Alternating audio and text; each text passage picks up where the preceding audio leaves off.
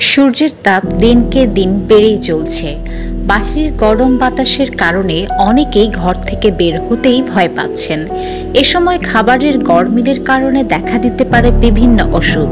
তাই যেসব খাবার শরীরে প্রশান্তি দেয় সেসব খাবার খাওয়া দরকার।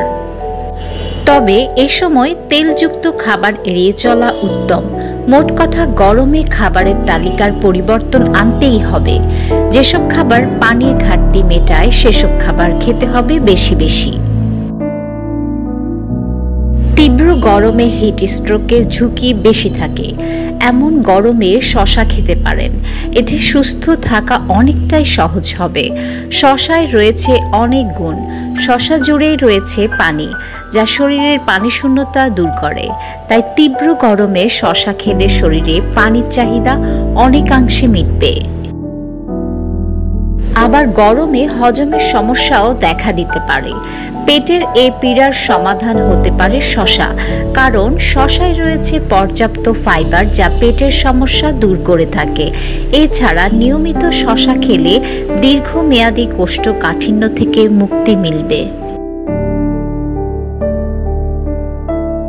শশা ত্বকের মসৃণতাও বৃদ্ধি করে।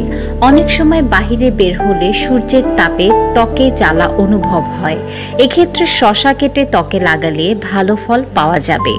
শশায় থাকা উচ্চমাত্রার পটাশিয়াম, ম্যাগনেসিয়াম ও সিলিকন ত্বকের সুস্থতায় গুরুত্বপূর্ণ ভূমিকা পালন করে। অনেকেই প্রশান্তির জন্য শশা কেটে চোখের পাতায় দেন। পুষ্টিবিদরা বলেন, শরীরে পানির ভারসাম্য বজায় রাখতে শশা হতে পারে উপকারী খাদ্য।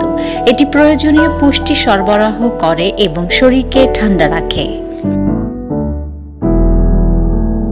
পুষ্টিবিদরা আরও মনে করেন, যারা ওজন কমাতে চান তারা শশা খেতে পারেন।